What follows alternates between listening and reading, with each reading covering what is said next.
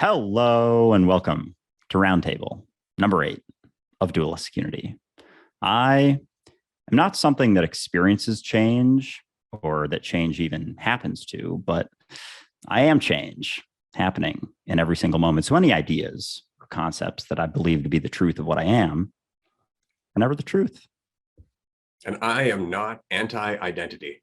And I want to say that quickly because it's something that's come up this week, that because I view identity as never being the truth, I must therefore be identifying as somebody who believes that identity is never the truth, which is kind of impossible. I use identity on a daily basis from moment to moment, all the time in my communication and how I reference my own point of awareness versus the rest of the world. Identity is just part of it. So being anti-identity doesn't make a lot of sense, but you can still recognize that identity is never the truth. You can recognize that it's not the complete picture and use it as a tool, as it's meant to be. So I just wanted to get that off my chest quickly because it's come up twice this week. And so I just wanted to mention it to our listener, who may be one of the people who brought it up to me. All that said, roundtable number 8, and I'm really excited about this roundtable because one of the guests today was actually our first guest on roundtable number 1. So it's nice to have you back, Sophie. Sophie and Daisy are the hosts of the Wildflowers podcast. They have been members of the Dualistic Unity community since we started almost. Daisy came a little bit later, but Sophie was one of the first people in our community group Zooms. We've had so many hours of conversation with Sophie, so we're excited to have her back. But Daisy, we want to get you talking a little bit more this episode as well, just because we haven't had as much opportunity to really pick your brain and get your perspective solely. I do listen to your podcast quite frequently. Just so everybody knows, season 1 is out. I believe there are 11 episodes in total. Season 2 will be coming out in the near future. So I do encourage you to go and listen to season 1 if you haven't yet. Get caught up because season 2 is going to be epic. You can also join them on Discord or Patreon. They have a lot going on. There's a lot in the works in terms of rebranding, releasing new content. The new website is out. I'm very excited about that. You can check it out at livelifeunpotted.com. That's pretty much it for the introduction. I'm not going to say anything more than that, but I will pass it over to Andrew first, and then we'll hear from Daisy and Sophie. It's so nice to have you back. Andrew. Yeah, super. I won't be long, but super excited to have you both on here. I know we've met in person before, and it's a fucking awesome conversation as always. It's like one of those conversations you don't really want to end. You want to just like keep talking for the whole day. So I'm excited to have you both on here. So without further ado, I'll pass it over to Daisy and Sophie to introduce yourselves a little bit, tell the community about what you guys are up to and about yourselves. All right. Thanks for the great introduction, guys. And I can't believe that I was on the first round table. I was like thinking back to like so much has changed in my life since then. And I remember joining that. I was like, wow, like a podcast. Like this is so cool. But yeah, so I'm Sophie. Daisy's my girlfriend. We have been living in New York City for like 7 to 5 years 4 now. years. We're how long? 4 years. 4 years. You're Yeah. welcome. Okay. But we're kind of in the process right now figuring out like next steps, what we want to do with our life. We just spent a month in Austin, Texas. Traveling's definitely on the horizon. We have a podcast I've been working on, which is going great. And just kind of in the era of figuring things out, questioning things, reprogramming our minds, trying to, reprogram our neural pathways, if you will, to just change our thought patterns. And it's been a really fun ride, and I'm really excited to just see what else unfolds because so much has already happened. Yeah, I'll add to that. I mean, there's a lot that can be introduced there as well, but yeah, I think we both met when I was 25, she was 27. So I think those are both kind of pivotal times in your life where you start to, as they say, your brain fully develops. So you start to see life a little bit differently, and you can pick different paths to go down. And I think for both of us and for me particularly, it's just like more of a path of growth. So it's having an open mind and changing your neural pathways. That's a big topic we talk about all the time. But yeah, and Dualistic Unity was one of those early things that we started talking about that definitely was a challenging mindset to past beliefs. So it's great to be here and come full circle of what kind of I feel like started us both on this journey of questioning things. So excited to chat more today about all things questioning. That's fantastic. I would expect nothing less, because if I could sum up your podcast into a theme, I would say that it's very much about sensitivity and growth. You talk a lot about transitions between one mindset and another mindset, between one identity and another identity, between one job and another job, one location and another location, friendships, communication, just living day to day. And it's all transition. It's all from one space to another, from one state of mind to another. And so you really communicate that in your episodes, that this experience of transition is really the heart and soul of this conversation about personal growth. It's getting used to being in transition. When I was taking Kung Fu, when I had first started, we started learning all the positions, and they're all very rigid. You know, and this is one position, this is another position. And then as you start to get used to that, you start to think, okay, well, this is the martial art. And then my Sifu came up to me. He's like, no, it's the transition from one state to the other. That's the martial art. It's being able to go from one state to the other without losing your balance, without necessarily losing your center, without losing your focus. That's the martial art. The structure is just there to kind of give you something to lean on when you're not sure, right? So I know that when we first started speaking with the two of you, the impression that I got was very much that you were just ripping things apart. You were questioning everything and more or less trying to develop a loose structure just to rely on. And it was in your relationship with each other. It was looking to each other for insights, looking to each other for a reflection of what it is you were learning that day. Or at least that's the impression that I got. And so I've really enjoyed listening to the podcast and watching the two of you evolve, not just your discussion evolving, but also your relationship evolving. It's been a pleasure just to watch it in general. Daisy, I do have a quick question for you. When we first started speaking, you were questioning a lot about identity, and you were asking a lot about, you know, what's the purpose of all this? Why would I rip my identity apart? And we really started talking about flow state, getting out of your way, not having so many self-judgments, basically applying a bit more fluidity to your life. Do you think that that insight that you were working on communicating to us at the time has contributed to a lot of your travels recently and a lot of the changes that you have in mind going forward? Yeah, I mean, I think step one is like getting out of your own way. And I think once you're able to get out of your own way, you have to continue to learn to continuously get out of your own way. Kind of like what you said, the transition state, like that's always going to be there. And I think the more you do it, the more aware you become of not getting in your own way. So that's really the key that I think has helped me a lot personally. It's just becoming more aware, and just being aware of the constant change that's always going to be happening and not resisting it. I think that's the other thing that really goes hand in hand with that. And yeah, of course, moving around, traveling, that's also going to accelerate the way you're perceiving everything, because you're constantly putting yourself into a new environment. So things feel differently. So that has been a huge, I would say, not crutch. I don't want to call it a crutch, but it's been an accelerator, I think, to having these thoughts and being able to get out of where you've been for so long, where you've gone through periods of being stuck. I always think I used to think of like just like moving where you were from was kind of a cop out, but the more that I've done like the inner work of understanding patterns, I understand the necessity of being able to travel around, because that's going to really aid in, not always being able to be super aware yourself. It's going to help you, better yourself and set yourself up for success. And I think you can do that with so many different ways, even if you can't travel around. But ultimately, I think it comes back to the awareness and the ability to continuously not get in your own way. Yeah, absolutely. I feel like that awareness combined with the purposeful discomfort and like seeking that discomfort in different ways is super beneficial. And like, I love the accelerator word. I don't know if that's something you heard or something you just came up with just now, but I really enjoy that, because I feel like the three of us, obviously Ray has done a bunch of shit and like traveled all around, and we're in a bit of a different age demographic, but the three of us are in a very similar age demographic, and I'm traveling right now too. And I feel like we're the three of us are all in a very similar space of just like, I don't really know what's going on, but I'm enjoying it. And I'm questioning a lot of things about myself, about reality, about everything. And so that's why I think we have such a good time having conversations together. And I've absolutely felt that. Even I've been in Costa Rica now this is my third full day.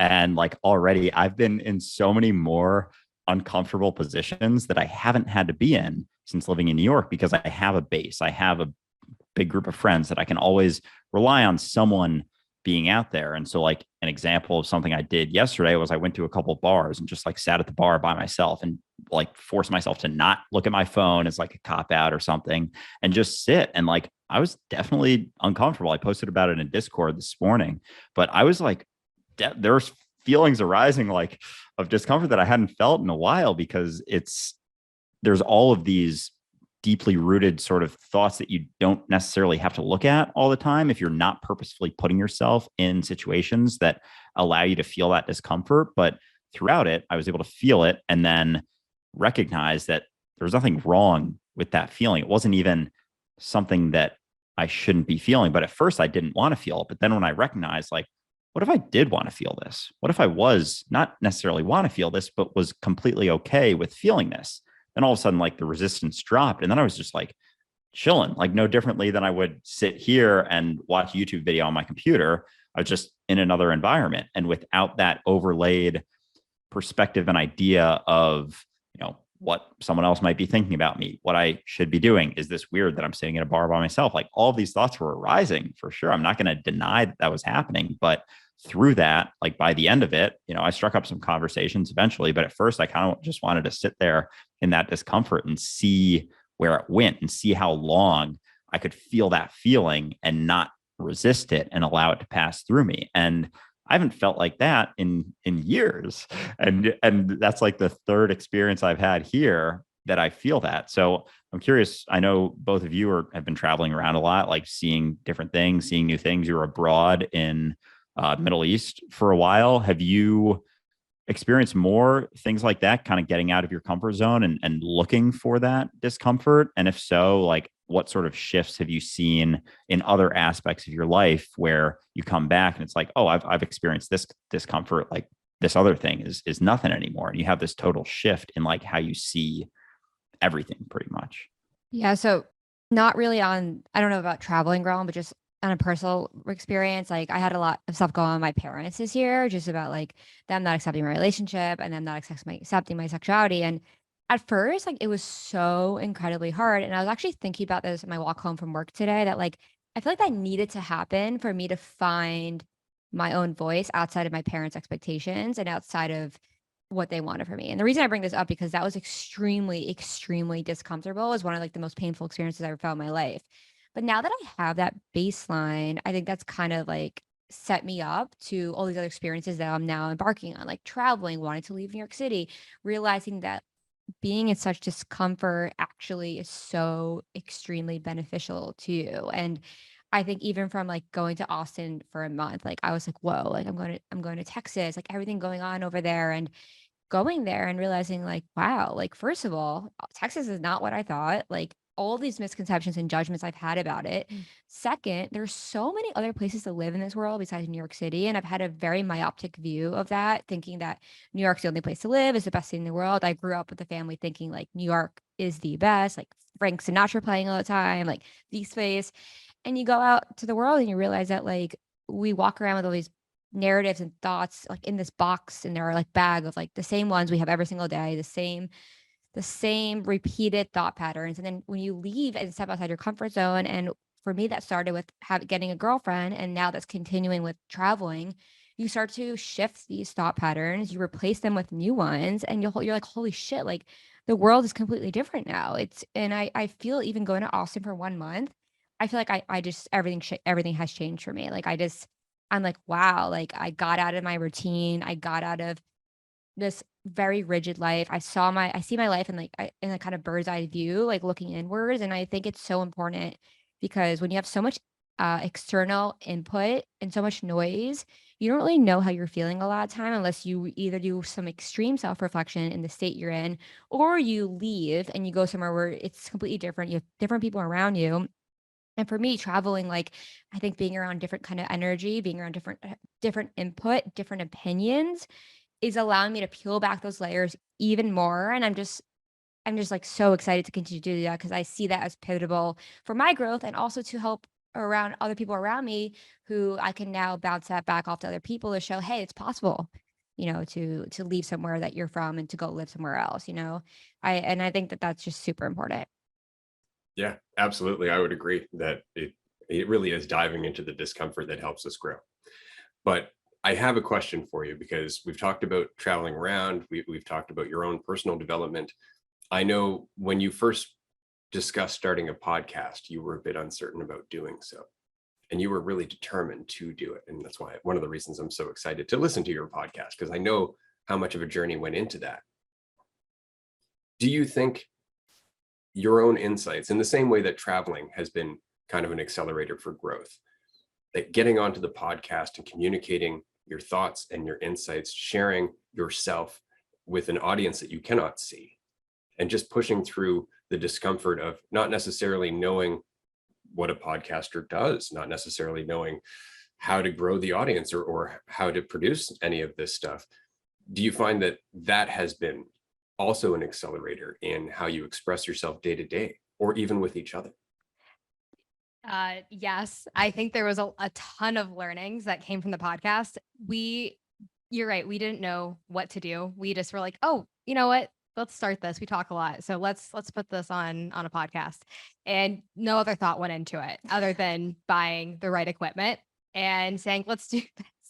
So we just started recording. And of course, we just started talking about what do we talk about the most? And we quickly realized how difficult it is to talk about things that are difficult to even talk about off the mic, on the mic, in your own life, in your own relationship. Like we got into a lot of fights, and it was very difficult, honestly. A lot of fights. It was really, really difficult. But without having all of the stressors and the deadlines and the constant, this is our life all of a sudden, without having those experiences, it wouldn't have gotten us to being so excited about season 2 and having more of a defined mission, defined message and conversation that we want to have. I don't think we would have gotten it if we didn't do season 1 the way that we did, because I think we knew going into season 1, this was the exact conversation that we wanted to have. It was true, is with us all along. We just didn't know how to elaborate on it or even communicate it. So we started with what we knew, and that absolutely helped us get to where we are. So I don't regret staying up till, I don't know how you guys do it, but staying up till 1 o'clock editing a podcast one night to make sure it got out on time. I wouldn't take that away. And I think in hindsight, this is kind of, you were saying this earlier, it's like, you have to feel uncomfortable in order to move forward with things. And certainly we were feeling uncomfortable all the time when we were figuring out how to do the podcast correctly. And if I didn't have perspective, I would have been like, this is how it's going to be forever. I don't want to do this because this is making my life miserable. It's taking up all of my life. Those momentary thoughts you have that you like to expand into thinking that this is how the rest of my life's going to be. But all in all, very grateful that we just dove into it the way that we did. I'd recommend anyone to do it, because you have to realize what's not working in order to realize what is really, or even just uncover what is really, really there. So I wouldn't even say it wasn't working, but it just helped us get to where we really wanted to be. So just start anything that you want to start right away. And it's not going to be perfect. There can't be any expectations. And just to second that, I think it's so interesting when you're going through something frustrating, like not knowing how to edit, not knowing how to do all these things, or anything in life, there's a learning curve. I feel like we naturally view learning to be something bad, to be something, oh, I can't do it right away, let me quit, let me give up. And I think our brains are kind of programmed, like we want immediate gratification. So if I'm editing a podcast and it's not doing anything immediately for me, I'm like, screw this, like I don't want to do this. And I think a lot of it has to do with the dopamine levels you're getting when you're doing these low dopamine tasks.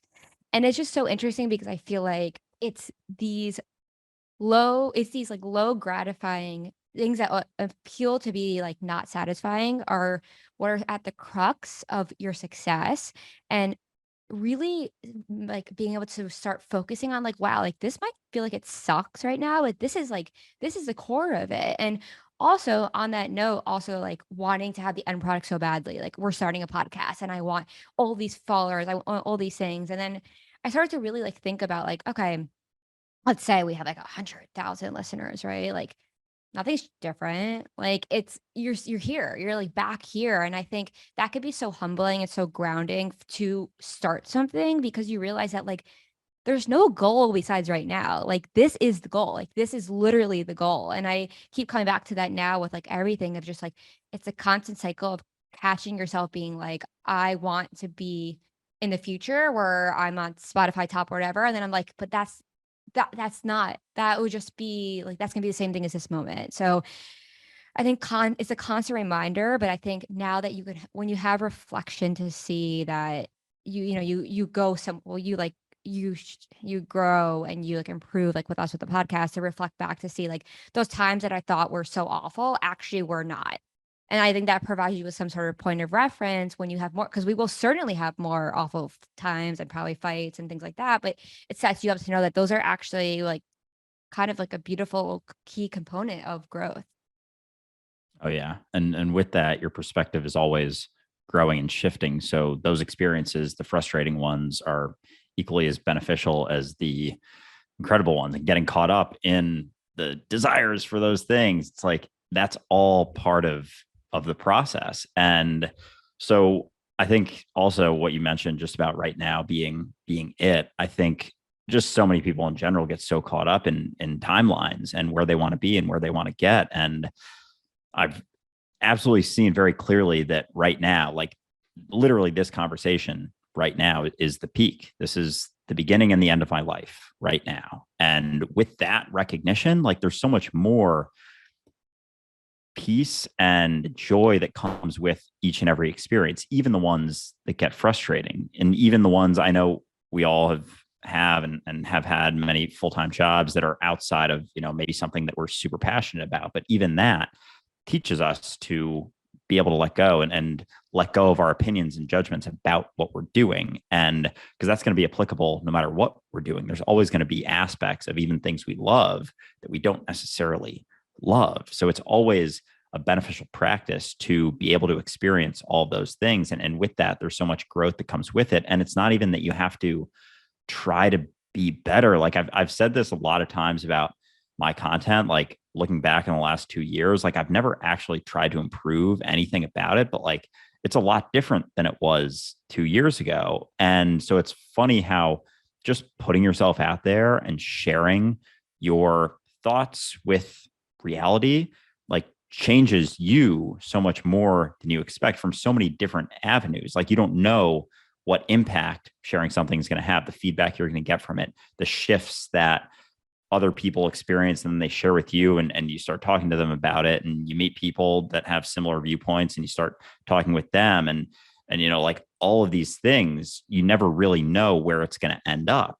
So with that recognition too, it like brings about so much more appreciation for the experience that you are in this moment, in every single moment. And so it's not to say that getting caught up in the desires, in the goals is ever a bad thing. It's absolutely part of the process that we always are. But in letting go of that, there's just so much more freedom. But there is always going to be a process to like learning that. And we have to go through all those things to experience it for sure. So yeah, that's all. I don't really have a question or anything, but I'll pass it over to Ray. I definitely have a question for sure. So what's interesting is that it's a difference in mentality, as we're always talking about, in terms of it's not what you're doing, it's where it's coming from. And I know for dualistic unity, because what we're always talking about is the recognition that you are whole and complete and enough, that's the message that's coming across, right? We're not trying to grow dualistic unity. We're just expressing the conversation that we're having with ourselves. And so the content of dualistic unity is an expression of our own journey or our own recognition of unity. So I find the same to be the case with you. Every episode is kind of its own thing. It's its own journey. It's its own point. This is its own conversation. That's it. You're not trying to create an empire, as we've heard from other creators out there.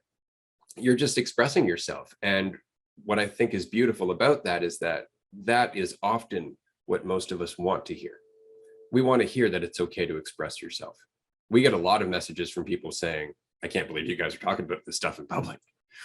And that's the message that we get. And they're inspired by just the fact that we are having that conversation in public without any shame, without any self-judgment, without any fear that other people are going to perceive us in a certain way. And so I imagine That's exactly the case for you. And I was wondering, over the last 6 months or so, have you been receiving a lot of messages from your audience? I'm sure you have, but how does it make you feel when they communicate to you that what you're doing, while you're not trying to help anybody, is actually really quite helpful because of the way they're able to use it in their life? How does that impact you? Have you had that happen? And do you find that it helps motivate you to continue to have this conversation, knowing that other people are able to have their own conversation in their own life just because they're inspired by your vulnerability and your authenticity? Yeah, I mean, I remember I got a DM like some girl, I don't even know where she was, but she's like, this is when we're talking a lot about like sexuality and stuff. She's like, it's not safe for me to like come to terms with my sexuality right now, but like seeing where you are, like give me like hope to live or something like that. And I was like, whoa, like, first of all, like we live in New York City, we live in a liberal state, we live in America. So obviously, and what we learned while traveling to Israel and to Turkey is that it's just not like that anywhere. I mean, like we got to Turkey on the day that they're burning the pride flag. Like you really see what it's like other places. And I remember when we were traveling abroad, we were just like, wow, like this is why we need to do what we're doing. This is why we need to talk about these things. And it's like number one, it's humbling, but it also like it makes me like so emotional because I'm like, this is not about money. Like this is not about anything. This is about like humankind. This is about giving people the ability to live authentic to themselves, whatever that looks like. And I'm realizing now that's on such a larger scale. Like we both figure out our careers right now, while we both figure out where we want to live. Like this is just about our overall identity, and hearing from people that one little thing can, like one episode can make someone's life change. I'm like, now that like is a reason to do this. Yeah, I think it's a mix of that. And I think it's a mix of, I mean, whenever you podcast or put a conversation out there, it's because you want to figure out what your voice is, or you want to express whatever that voice is. And I think for us, it's like we just want to create this conversation, and it's an extension of us. And I think that that is such a pure intent for a reason to grow. It's not because of X, Y, and Z profit margins, this or that. And I know like certain podcasters I listen to, like you guys, like I know you listened to Taylor. We interviewed her, who's part of the Dualistic community. And it's these smaller creators that their content's so relatable. And there are these like really big creators who have really thought-provoking guests, and they get really interesting people, really qualified people on, but it's not the same because there's generally a means to an end, even with people who didn't start out that way. Sometimes that's what happens. And it's not relatable. And I think the biggest thing is whenever I'm looking for content, I just want it to be relatable, and I think authentic. And I think that's like an overly used term, but I think that when you're not trying to be anything, that's really just what that is. And those are the kind of podcasts you want to put into your brain. And while it is a huge industry, I don't think there's like a ton of podcasts that are like that within all the niches that need to be. So I think that it's just a conversation that you want to continue. That's all. And I think that's motivating in itself. Yeah, no, absolutely. It's interesting because I haven't really thought about that as much, but I can think about a lot of podcasts that I've listened to that as they get bigger, they almost imprison themselves into the idea of what they think it should be. And they create this narrative about what the podcast is. And anytime you hold on to a narrative or an idea of what you think things should be, you're going to cut yourself off from the flow of reality. And that's why I really appreciate your podcast, because it really does feel like you're sitting on the couch, just having a conversation. Like it's not about this, like ask a question, get to an answer. That's it, done deal. Like it's super structured. Like we're going to talk about this and then get to this point and make these points and make sure we get this message across. It's really just like very open-ended, and like you rarely settle on answers. It's kind of just like sharing your perspective back and forth. And I really appreciate that, because I think that's where the authenticity lies. And that allows people to see themselves in the conversation and almost like think about it for themselves as well, as opposed to be like, all right, I'm going to listen to Wildflowers today and like get some answers. It's like, I'm going to listen to Wildflowers today and like allow my own thoughts to open up and maybe see some new perspectives. And because you're embodying a state of freedom as you're expressing those messages, that's what people relate to. Like Ray was saying before, it always comes down to the mentality that you embody in the moment. That's really what people feel. That's why someone can, be saying the same exact type of message and it resonates completely differently with different people, because it comes down to the mentality they're experiencing and their desire for it to be understood. Even like when you let go of that and you're just out there expressing reality as reality, there isn't so much of an end goal, and therefore there is no cutoff from the state of reality. So I'm curious, going into the podcast, did you guys want to keep that in mind? Is that something that you've struggled with at all? Like, I know oftentimes, like we said, with larger podcasts, a lot of times they start going in this narrative direction and they kind of get caught up in it. I know you've talked about how you're sort of rebranding for season 2. Is that like something you've thought about specifically, where, we want some shifts, we want some things to change here because we started to get caught up in like a certain, maybe not like a massive narrative, but like a small narrative to a degree? Is that something? I'm curious just about like the backstory of the shift and how your experience has been with that. Yeah, so I think it's really interesting. So we started the first season and we had a lot of things going on at that point. Like, we're talking about my parents, we're talking about a relationship. And then like the season started going, we're like, what do we talk about? Like, we were kind of losing topics to talk about. So we started talking a lot about our relationship. And while those things were all true, we were just like, we feel like in a way now, it's as if like there's more things we want to talk about, but we just didn't know how to talk about it.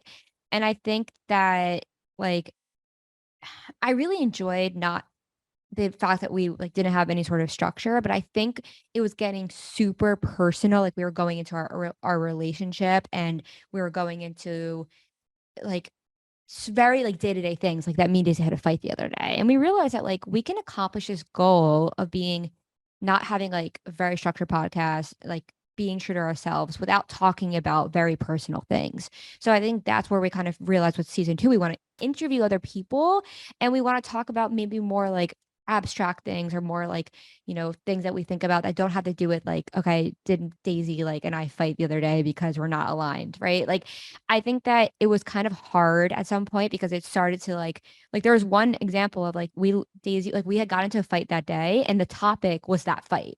And we were like, we recorded it, but it wasn't like healthy. So in a way, I think that what we learned from season 1 was about how we want to converse without structure and without structure in the way of like kind of a means to end, but also realizing that we want the conversation to be I don't know, like Daisy, I don't know if I'm explaining this right. Yeah, I think when anyone asks me like, oh, like what's the new season about? It's like, even though we know what direction we want to go in, it's like, how do you really answer that when it is ever evolving and ever changing? Like, it's not just like we're talking about trivia. I think sometimes people think that's like what the answer is for a podcast. So, like, there are true crime. Yeah, true crime. Like, that's a really big niche for podcasts, which I don't know. I think the genre is always going to be like self-growth, questioning, and living true to who you are. And I think that's really the journey that we're on, and we're looking ways to demonstrate that for other people, whether it's interviewing people who are living that way, or us reading literature about people who are reading that way, living that way, or just talking about our experience on that journey of heading that way, and the difficulties that might come with that. So I think that kind of encompasses it. Like, would you agree? Yeah, and I also just want to say, I think what we're realizing is that like the reason why we can't tell you what season 2 is really about is because we are learning as we go. And the beautiful thing, like we interviewed Taylor, and I was like, so she was telling us that she's traveling to India and like she's going to, I forgot where else she was, but I left that episode like, wow, like I just learned more about myself.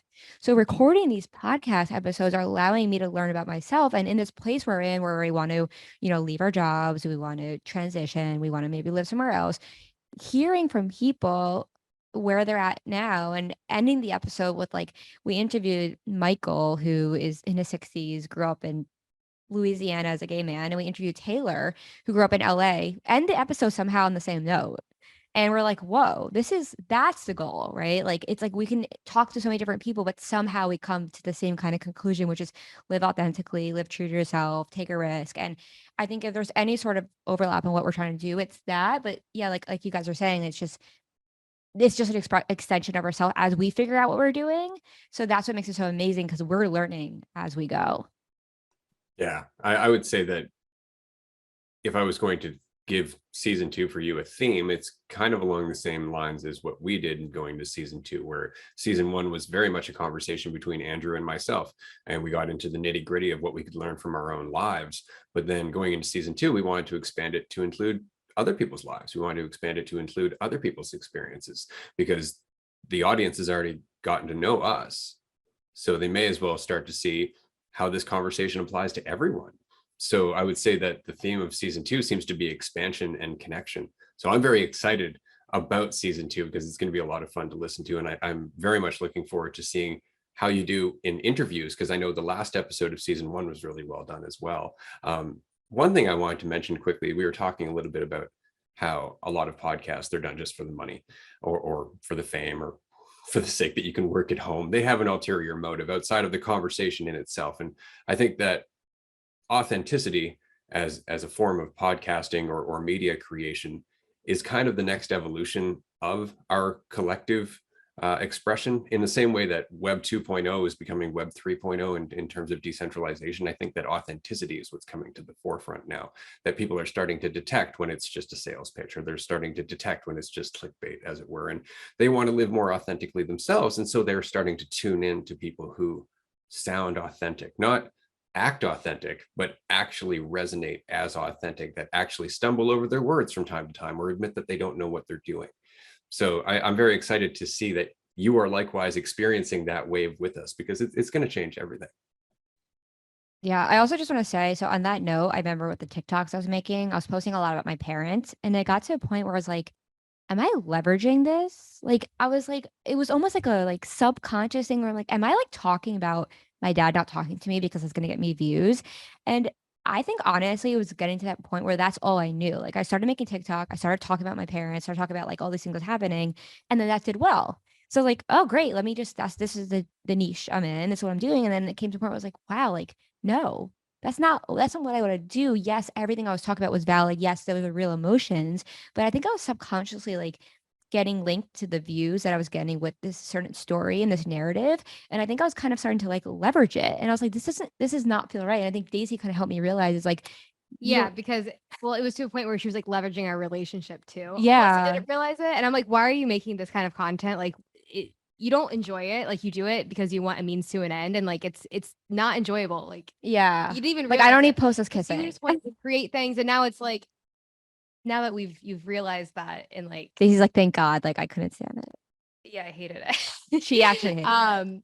But now like you're like, oh, I just like really enjoy to create things. So it's now it's like you just create really interesting collages of videos and stuff, which is just, it fits you better. But I will say that's what I started with. So that again, it's something that you in hindsight didn't really want to do is what got you to where you want to be. So, I mean, it always kind of comes back to that. Absolutely. And I just like to say quickly, because again, Sophie, I watch your TikToks, that I did see a transition. There was very much, this is what the content's about, so I'm going to make our content about that. And now, as Daisy was saying, the collages that you make, the clips that you're making about your travels, about your thoughts, about when you do your voiceovers, things like that, I feel like it comes back to you more than anything else. Not you as a member of us, just you, your perspectives, how you see things, the things that are important to you. So I've been really enjoying them. I just wanted to say that quickly. I'll pass it back to Andrew.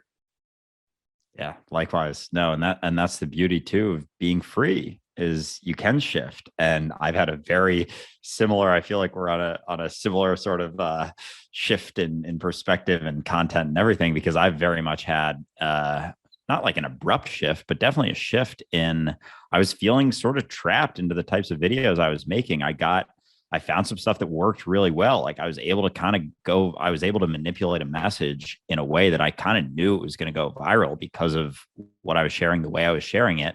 But I got caught up, and I know, Sophie, you and me were talking about this on our last walk in New York, like a month or two ago, about the difference between a creator who's sharing their lives and their thoughts and everything versus one that's just sharing a message or like advice type stuff. And there's not anything wrong with one or the other. It's not anything better or worse than one or the other, but I think there can always be a balance. And like with everything in life, like the pendulum swings. And funny because when I started creating content, the first video I ever made was a YouTube video. It's about 30 minutes long. It's a morning routine, like day in the life vlog where like I'm way more rigid. My voice is super like just monotone and there's very different energy to it. But I've gone through so many different paths. And I think the beauty of recognizing that you don't have to hold on to anything is you can switch like that.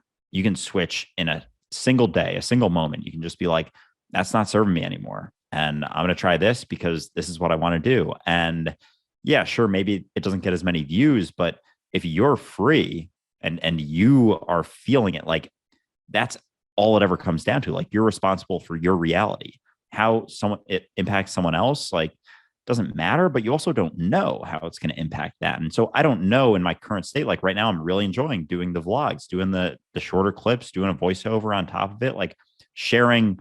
And I've kind of been able to combine like the message with the showing of my life more and like having different types of things. And it's funny too, because since I sort of made that shift, like all of a sudden there's so many different ideas that come to me. Like there's so much more creativity that arises from just like aligning with that thing that I was sort of suppressing for a little. Cause I was like, I don't know how it's going to do. I don't know. Is anyone going to want to watch a vlog for me? Like everyone comes for me for advice and stuff. And it's like, this is so different. Like just sharing a travel vlog, like what's that going to do? And it wasn't that I got so caught up in that, but there was definitely like some subconscious thoughts about it. And since letting go of that, it's like, it's come full circle to recognizing like I can kind of mold both. And like, I don't know what me learning how to clip up vlogs and do transitions and all of that is going to lead to down the road. Like I'm definitely going to do some vlogs at the Dualistic Unity retreat. Like that could help Dualistic Unity a lot. It's not for the intention of doing so, but it's like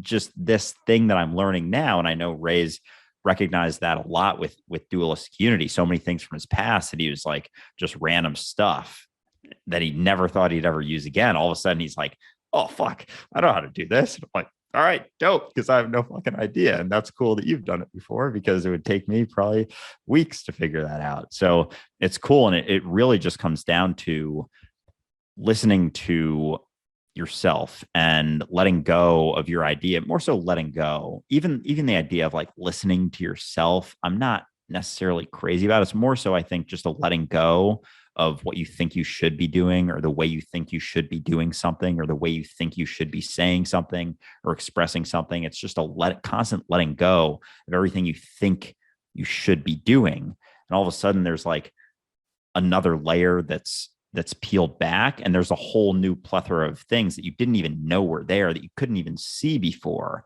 that are all of a sudden available. So I guess passing it back to you guys, like, have you seen that more in letting go of what you think you should be posting or holding on to things that you think are working to do something that you feel more aligned with in the moment?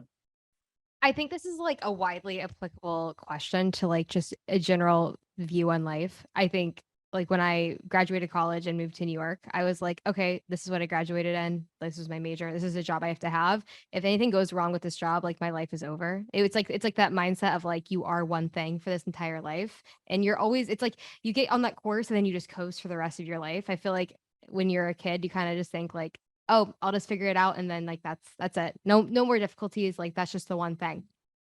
And I think like you can suffer in that period of time of like where you think that is your one thing. And then you, at least in my experience, I started to realize like life is ever changing every day. And I think that kind of does relate back to being here in the moment versus worrying about where am I going to go in the future, like whether it's career, relationship, whatever it is. I think it's easy to be fearful of where it's not going to go where you want it to go.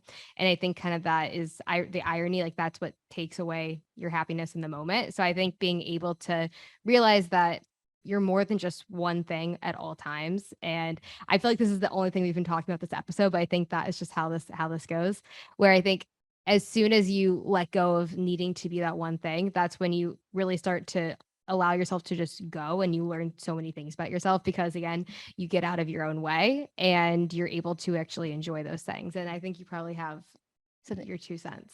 I do. Yeah. Okay.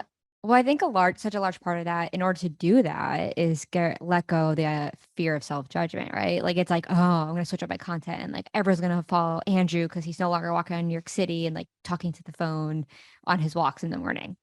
But it's just like, no, because then you're living again based on what someone else wants for you. And I think in order to really be free, you have to realize that like whose voice is it that you're listening to? Yours or your coworkers or your boss or your mom or your grandma or the random person you see in the street who you don't even know, but you feel like they're looking at you because they look like you and you just feel like they're judging you. And I just think that like that's why it's so important, I think, to surround yourself with people who are gonna either, if you're surrounding yourself, if you're trying to change your perspective and you're surrounding yourself around people who are just like that perspective, you're going to probably still be that perspective unless you do a lot of self-reflection, or if you like switch, right? Like that's why like I feel like I've switched a lot of friends over the past few years, and I've been really scared of doing so, but it's less of that input and more of different input now to get me to a place I need to be. And I think like on such a larger scale, when you fully realize like everything is made up, like to the extent like Angie just made that video like of like October is made up, Saturday's made up, Monday's made up. You can free yourself so much, but it's hard. Like then you get up and you go to work and you're like, all right, time for my 9 a.m. meeting on Monday at 9:15 for this deadline next week. And you're constantly surrounded by these constructs that we're trying to break from. But I just think it all goes back to the more you challenge those, the freer that you can be, because you'll end up back or connected to truly what you want and not what you're just doing because you think that's what society wants. Yeah. And I'm going to take a hard right turn here because I want to, and it's fun for me. But what you're saying is very much the reason that I have an issue with culture.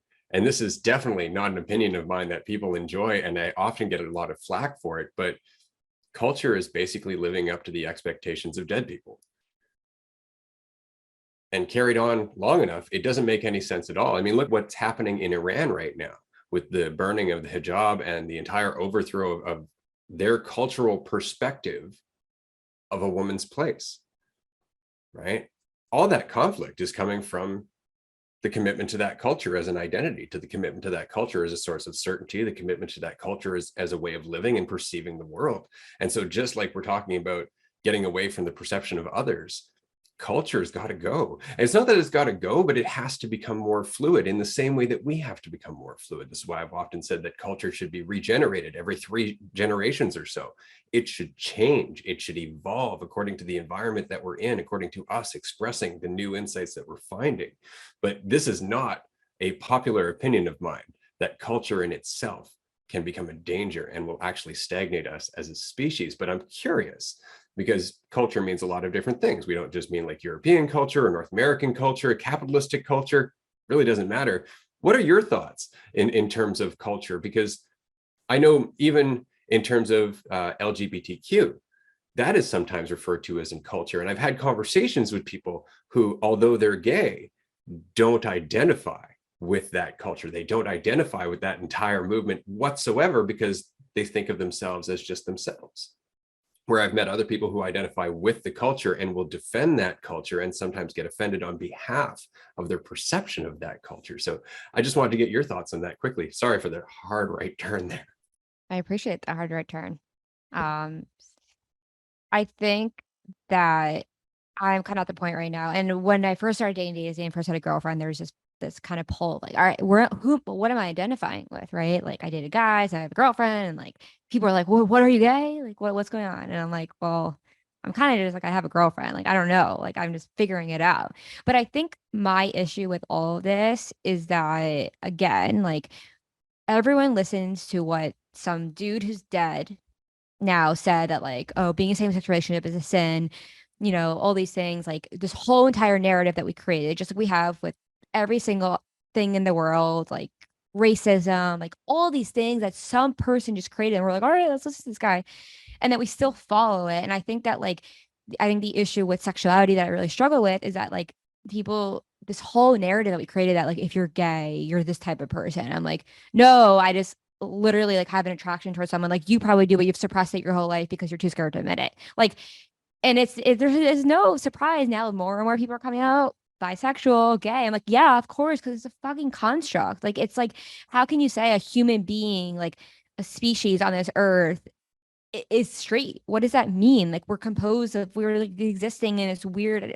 How, like what is even going on? How can you say that we're, so I just think anything that like you're put into a box like that with culture, with these very strict rules that you have to abide by is only going to lead people down to division. It's going to lead people down to judgment, and it's going to lead to suffering because you think that like you have to be a certain way. And I think the other side of it is true, right? Like, oh, okay, now that if I identify as gay, okay, do I hate straight people? There's another side of it too, where it's like, why do we have these so much division? Like that's why, and we have friends who are straight, and it's really nice to talk to them because they're so open minded, and some of them have said to us too, like, oh wow, like maybe I would hook up with a girl, like things like that. And I'm not gonna say to them like, well, oh, you have a boyfriend, like then there's a division between us. I think that like again, like even when you're with a community that accepts, even when your community that is accepting, there could still be division of like, okay, like I remember me and my sister went to like a pride event last year, and this girl was like to her, like, she's like, you're straight, why are you here? And it's just like, all right, here you go, we're perpetuating that division. So in long answer, I think I'd say that like culture can be extremely dangerous because it's saying that you have to abide by certain expectations of other people. And as long as you're doing that, you're basically creating division because you're implying one is more superior than the other one. And as long as you do that, you're just constantly going to feel like if I'm not doing one right thing, I'm wrong, or something of that nature. I don't know, Daisy, if you have any. Yeah, I'll tap in. I feel like culture inherently isn't wrong or like complicated, but I feel like when people identify so much with it or blindly follow something, that's where it's problematic, because you can have a piece of this culture and a piece of that culture and this and that and this and that, and like all those little things make up just like who you are as a person. But I feel like when you just like learn to blindly follow someone and without logic or reason or understanding why, but fully, and like you said, like we'll be down to defend it and like hold on to it and cling to it really tightly. I think that's where it just doesn't really make sense, right? Because you want to be able to understand why someone's coming from a certain place. But I just feel like as long as you're clinging to one particular thing and making that, I think it's like you're making something your identity. And I feel like that's not necessarily natural to do. I think the reason people cling on to certain identities is because I don't know if they're afraid of themselves, or they just don't know themselves, or they just don't know how to exist without it. But it was an interesting point to bring up of like, where do you exist like in the LGBT community? Because I think having a different experience growing up, always resonating as someone who dated guys, that realizing this part about you later in your life, it's a complicated thing, but it's also not a complicated thing. It just is. So it's also like, you're not identifying with an entire culture. It's like, well, I appreciate this person who's in the community, but I also don't appreciate this person just because we have one similarity. So I think that's like the alternative to that is just like blindly following everything and saying, this is the same. We're the same because we're from the same culture. I think there has to be questioning within any culture, because if it's not working, then it should move forward. That was a very like abstract way to say something, but I think you should always be questioning from within, even if you have a lot of similarities, because without questioning it, it's like, how are you going to move things forward? And I think that's what becomes problematic. I just want to say quickly, like when we started the podcast, I think we were also like, now that I'm in a same-sex relationship, like I need to talk about my sexuality. Like again, like it's coming to the forefront of who I am, which is kind of perpetuating the narrative that we all have. Because again, like if your whole identity is about being bi or gay, whatever, then you're kind of perpetuating the idea that like it is an identity. It is this thing that everyone's creating. And then we kind of realize like, whoa, like we can start talking about things because like I think Andrew said, like our identity, we reflect freedom, we reflect being comfortable in our own skin. We don't even have to talk about our sexuality in order to show that. We could, I think one of my goals is like having someone listen to our podcast and then find out we're in a same-sex relationship after they found benefit from it, and then be like, oh, okay.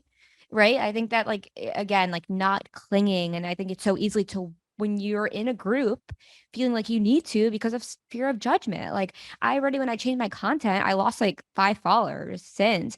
And I'm like, oh, like, are people upset I'm not talking about internalized homophobia anymore? And like, that's fine. But it's interesting, like the fear always comes in when you're deviating from what people want from you. Yeah. Absolutely. I know I regularly create content for the sake of culling some of my audience, just because I figured they're sticking around for the pleasant bits, but they're not necessarily down for the real bits. And so I deliberately create content that makes them uncomfortable so I can weed them out and keep the warriors, as it were. But when we recognize that our identity isn't the truth, then the community that we're a part of has an opportunity to evolve. And we've had this conversation in terms of dualistic unity, because people have asked us, how do you know it's not one day going to become a religion? How do you know one day it's not going to become another following? And it's because it's not a community that you can join. It is a community built of individuals. That's what runs the community, is that each and every person is their own source of the experience they're having. They are the community to themselves. And we've all just come together as that. But if we started identifying with it, it would be a totally different impact. The community would think in a totally different way, and we wouldn't have access to the same amount of insights. So I think it's really important what you're saying, that question, because even in just questioning your culture, you are actually giving that culture a chance to evolve. You're giving it a chance to grow through you. Yeah, absolutely. And I think it's interesting too, in talking about identity in terms of cultural identity, especially when it comes to like minority groups. And I don't know if this is going to get a little bit controversial too, coming out as a straight white male, but I feel like a lot of times with anyone and everything, identity is used as a sort of safety net, like a way to feel more secure. Like that's pretty much across the board, even if it's like a negative idea of yourself. So because culture has become such a place that can't be questioned from outside of the culture in so many ways, it's like, because it is held on to as a sort of safety net, a security blanket, because it helps them navigate a world that and this goes for anyone and everything, but a lot of times it comes from, a lot of ways we talk about culture right now are with minority groups. And so because they've been in a world where they have been marginalized for so long, that identity has become sort of like a way to cope with all of those things, allow them to give them some sense of safety. Like a lot of things that are going on in the world right now don't seem very safe for me, but at least I can be sure about like who and what I am. And that's pretty much always the case. And a lot of it comes down to, it's not to say that it's ever someone's fault for holding on to that identity, but at the end of the day, like with everything, it is your responsibility to be willing to question it, because again, there's nothing wrong with holding on to identity, but it's always going to cut you off from being free to be anything. And when you hold on to a cultural narrative, all of a sudden you're in a box. You're in this place that is this sort of self-defined prison, and you don't have to do that. But at the same time, there's often turbulence that comes with letting go of that box, with questioning.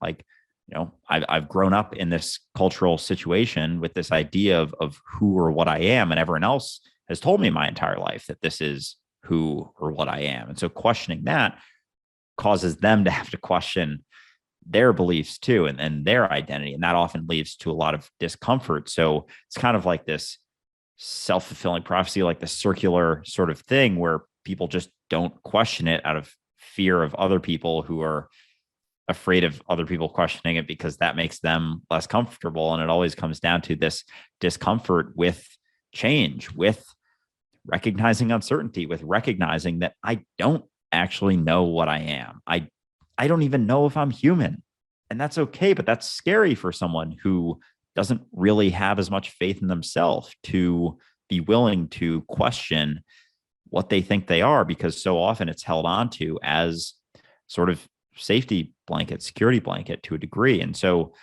I think, again, it's not a bad thing ever to hold on to those things, but oftentimes we take it so far that it's going to cut us off, and there's inevitably going to be some degrees of suffering to holding on to believing that you are this type of person or that type of person, which on top of all of that is all rooted in the past. Like everything we define ourselves as is based on things we have done in the past, but you'll never be able to recognize that in this moment, you can be anything. You can make those changes that you've always wanted to make. But as long as you're holding on to that idea of what you think you are, it's going to be a lot more difficult to make those shifts, to make those changes, to be able to express what you're really feeling in the moment, because it's going through so many narratives and so many, be it cultural or self-defining narratives, so many layers of identity-based narratives, that it cuts you off from being able to recognize that you are what is, you are reality. And I think about this a lot, how it's fascinating how few people recognize that they're God, that recognize that they're just reality.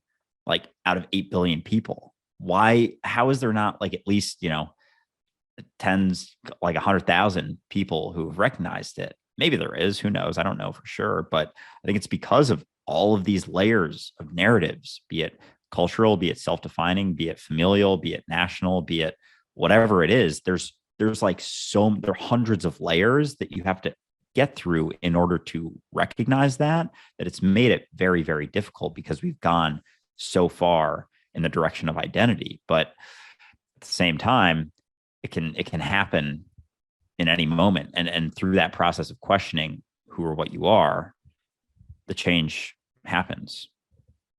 Absolutely. So I have a question. As you've been going along on your journey, as you've been questioning your identity, as you've been going and transitioning through new evolutions of yourself over and over and over and over again. And I do want to throw you some kudos for the enthusiasm with which you throw yourself into that process of transitioning and questioning and basically shedding former versions of yourself. I enjoy watching it, and it inspires me to see it out in the world. As Andrew was saying, where are all the people recognizing their God? It's like, we're working on it, and it's coming. And I guess that leads to my next question. Through the process of this transition, as you have questioned yourself and recognized more and more of your nature as awareness, how have you found the experience of relating to one another? How have you found the experience of empathizing? I know, being married, there have been several moments where I've gotten stuck on my perspective and my wife has gotten stuck on her perspective. And I know in the past, I would have just been stuck on that, because admitting I was wrong or that another perspective was just as valid would have devalued me somehow. And all of a sudden, as a result of all the work I've done and recognizing awareness and so on and so forth, I see myself in my wife. I recognize myself pounding my head against that wall, the very same wall I'm doing from the perspective of Ray. And I drop it because I can recognize myself in my wife. It's not that I'm being nice to her. It's not that I'm being compassionate. It's just that suddenly there's a moment of recognition, and it changes everything about how I deal with the situation. Have you felt that happening in your moments of frustration, or in the moments where you've argued, where you've just had a moment? And sometimes it doesn't happen right away. Sometimes you got to go for a walk or just separate for a little bit, but where all of a sudden it's not that you've come to a resolution so much as you've recognized the fight is pointless, that it doesn't do anything except reinforce the prison that's actually frustrating you. I'm just curious about your experience with that. Yeah, that's an interesting thing. It reinforces the prison that you're in. Yeah, I think that's a really good point, because ultimately, when you're in a relationship or you're in a friendship, any sort of relationship at all, you bring a certain energy to the room or to the interaction. And of course, like energy feeds like energy. And I think having a certain level of awareness of, I'm feeling really upset or I'm feeling really angry and I want to project that. I think realizing, okay, is this actually going to make this worse, or is this going to make this better? Never going to make it better. You might think it will be, but I think having that awareness of saying, I'm going to, in other moments, I actually care about this person. I'm not projecting this anger that I have. And it's let's think about them in that moment. Let's not think about them as a punching bag kind of thing. So I think that being able to be aware that you're not going to imprison yourself into the same environment of anger or whatever the emotion is, that's going to affect you down the line. So ultimately, you are creating one person together to an extent. So it's what are you gonna feed to that energy? So I think, I really like that point of, are you gonna imprison yourself by what you bring to the relationship? Because I think that's a good way to attest to questioning, do I really need to share this in a negative way? And you don't have to, and then you're not going to imprison yourself into that conversation or that environment. So I think that is it's a hard skill, but I think it makes everyone's lives happier in the long run. Yeah. And it's so interesting because when me and Daisy met, I was like full force ego. Like I asked her if she can like buy me a Range Rover, and I was like, I need like this is like the life I need. Like I was like ready to make partner in my law firm, and I was like in the relationship in the place of ego. And I think like as I started to wake up a little bit and became more self aware of how I was acting, I was reflecting like this like need to like be so prestigious in the world onto Daisy and like judging her if she wasn't that, and like all these things I was doing on a subconscious level that like maybe I saw my dad do in my life, or maybe I saw other relationships, kind of the relationship dynamic I wanted. And then I started to peel back those layers and I was like, why am I doing any of this? Like this is not what I want. And I think you guys had an episode that was really interesting. It was about like manipulation in your relationship, and how I started seeing like I was kind of like manipulated a little bit of like because I was doing things out of like like I was doing things out of not like I don't even know how to explain it. Like I was doing things for like my own self-interest because it was perpetuating this narrative I had in my life in my head about how I wanted my life to be. And then that was manipulative because I was trying to like I wanted Daisy to be a certain type of person. This is probably the first like 2 months we were dating. And then like and Daisy can attest to it, like I feel like now versus when she met me, it's just like completely different person, it feels like. But in order to really have love in a relationship, I've learned that like you can't come in with judgment. You have to let go of all your preconceived notions about how a situation should go. And you also cannot project your emotions onto someone else. If we're in the kitchen and something falls and Daisy drops the food we're making, like it's not her fault. Like what good of it is going to do for me to get mad at her? And I think I've like fully realized like I like really don't really get mad that much because I just don't see a point to it. Like I've come to realize there's no point to getting mad. We've talked about this so much in dualistic unity. Like I stub my toe, I'm not gonna scream, like start cursing like out the window anymore because you get to the same result. You're back here in this moment. So if in a relationship you could apply those practices and you realize that fighting's not going to do anything, yelling's not going to do anything, and like you're always going to get back to the same place, you might as well just proceed with like mindfulness, calm, and love. And then all of a sudden, like our relationship grows tenfold because we're meeting each other at the same place. We're talking to each other without judgment and with love and with empathy. And I'm not expecting Daisy to be this perfect person because that doesn't exist. And if you're dating someone because of the ideal that you want them to be, again, that's in a way manipulation because you're not even present. You're living for the person that you want them to be in the future. And I wholeheartedly accept who Daisy is right now and what that gives so much freedom because I don't want her to be anything else but who she is right now. And it's really hard to strip away from that. Well, what you were saying earlier about you have to surround yourself with the input that you want to exput. I feel like when we first met, if you looked at us, you'd be kind of like, why are they together? Because didn't make sense at all. We were in different skins when we first met. And then I think we shed those skins as we came into our relationship. And I forget the point that I was going to make, but I think ultimately, it was kind of like you were dating me because you didn't know why, honestly. I didn't know why. And it took us an extended period of time to realize why we liked each other because it was once we shed our skins and just allowed ourselves to really be who we were. And in a way, like we kind of helped each other do that, which is interesting, but I would say hopeful. And I also just want to say in the relationship sense, it just goes to show like I don't really believe in love at first sight because I feel like 2 years later now I'm finally see why me and Daisy are together. Like it's after we've done the work. Like we've put in the work. We've like really built this foundation together and it's taken so much time. And I'm starting to see why so many relationships end. Number one, like you're looking for dopamine that you're not getting. You want something better. You want perfectionism. You don't want to fight. You don't want to deal with compromise. All these reasons that you're just going to start escaping from, like we do when we're trying to start a podcast and it's not working, you're going to run away.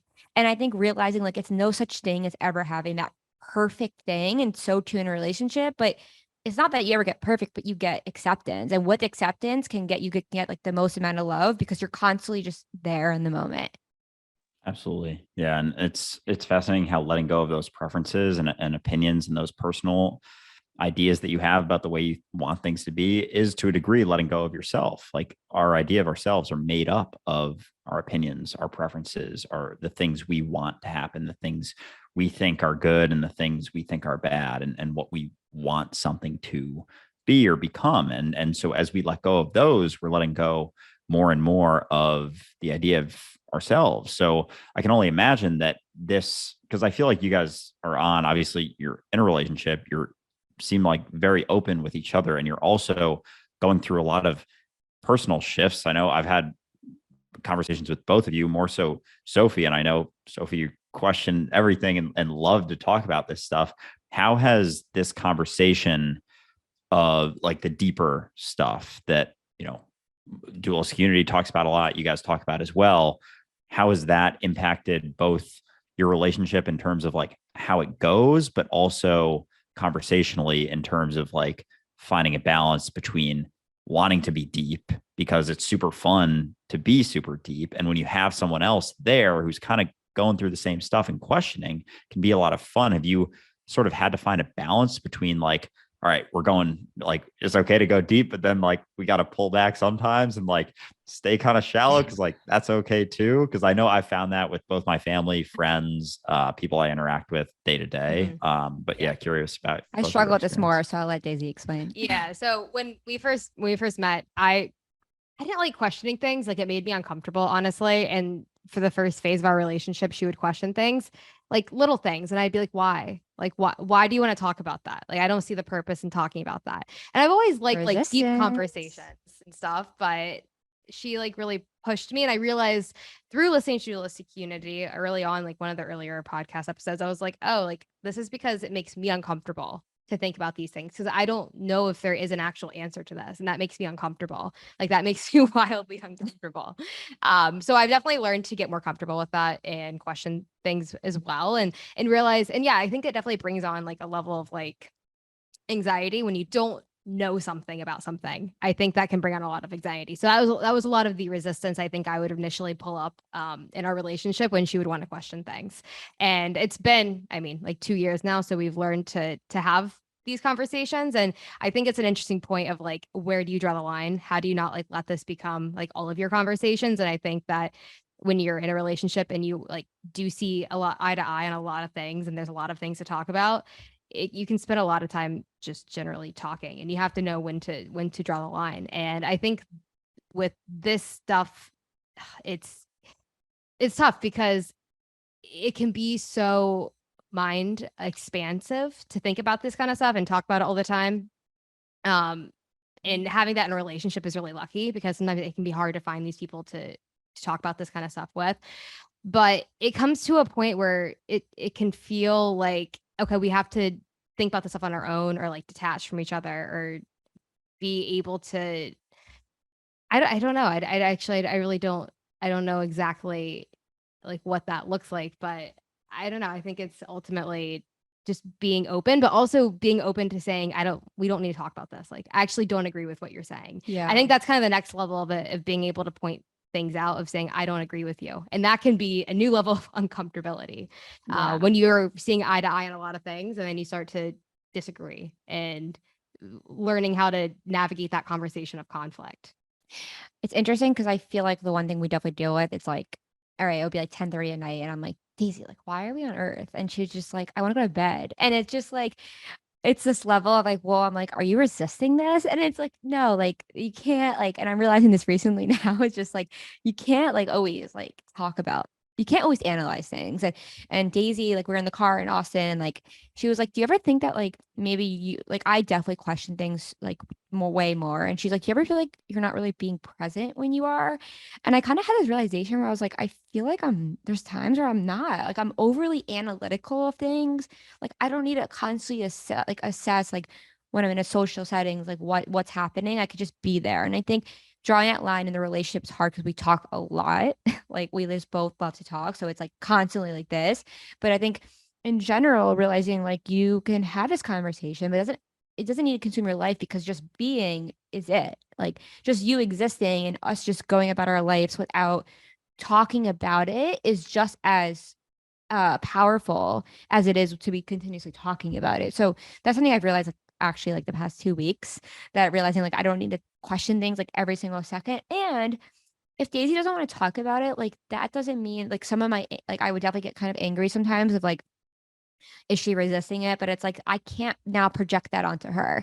And that, I think it's hard when you're kind of waking up because you want other people to be on board with you at the same time. But especially when you're in a relationship, but I'm realizing it's just like, I can't, like, as that's not me to pressure her. She needs to think about it when she wants to think about it. And I think that's something really hard in a relationship. But I think in life, like, you have friends who aren't on the same page, do force it on them. And we've definitely really more aligned now, but I have to be understanding that, like, our brains are wired differently. And when Daisy wants to go to bed at 10:30, like, I don't need to, like, start asking her about, like, the Big Bang Theory. So it's been some good progress. That is totally fair. Yeah, it's like, are you resisting this conversation, or am I resisting the environment that's not welcoming this conversation? And that's how it goes. But we go through these moments where we have these conversations about clarity, and they're very helpful, but not if we stay in the conversation about clarity. We actually have to let that conversation go and be human, get emotional, get frustrated, argue with people, and then go, right, I was thinking about this earlier. I'm getting caught up in it again. And that's when we have another conversation. But it's the application. The theory is one thing, the application is something else, which is why often in life coaching, I'll tell people, okay, we're good. I'll see you in a month. And up until then, they might have been coming to see me weekly. And there's a look of panic. Well, what do you mean? It's like, get out there, screw up for a bit, get some stuff to work from, get uncomfortable, because that's where you're going to learn from this conversation. Otherwise, it just becomes cerebral. It just becomes intellectual. And that doesn't go anywhere. Well, it goes somewhere, but it doesn't go anywhere useful, right? You end up just feeling really smart and not actually applying it to your relationships or to your life as a whole. And so it's really important to do that. The other thing that's important to remember is that in a relationship, especially a romantic relationship, it's very difficult to be revolving around the insight of unity and feel sexual. It's a very difficult thing to do because you're talking to yourself. So you actually have to let go of that deeper conversation to some degree, just so you can enjoy being human. And that very much is the gift of our existence, is the fact that we can oscillate between one state and another. We can go all the way down to the most base biological perspective, or all the way up to divinity itself. And somewhere in that spectrum, we have to find a balance in how to have a relationship with ourselves and the perspective of others. So being in a relationship is probably the best classroom to do that. And I know in my own relationship, I've said this before, Melissa and I argued every day for the first 3 months. Like, it was every second day for the next 3 months. And it was because the argument itself was how we were finding that middle ground. We weren't running from the argument, and we didn't take the argument as some sign that, oh, the relationship's doomed, it's going to fail because we're arguing, right? It's just, right, this is turbulence during elevation. That's how it happens.